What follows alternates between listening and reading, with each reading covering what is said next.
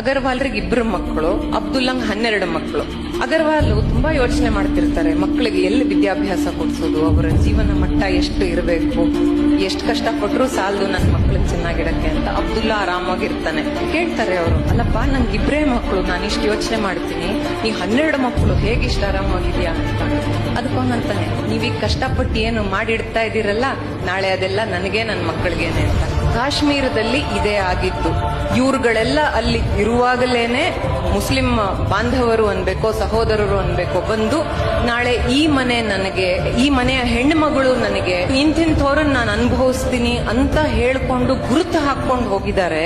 ಇದು ಒಂದು ಕಡೆ ಆಗಿರೋದು, ಎಲ್ಲ ಕಡೆಯೂ ಪುನರಾವರ್ತನೆ ಆಗುತ್ತೆ. ಆ ಮತದ ಪ್ರವೃತ್ತಿನೇ ಅಷ್ಟು.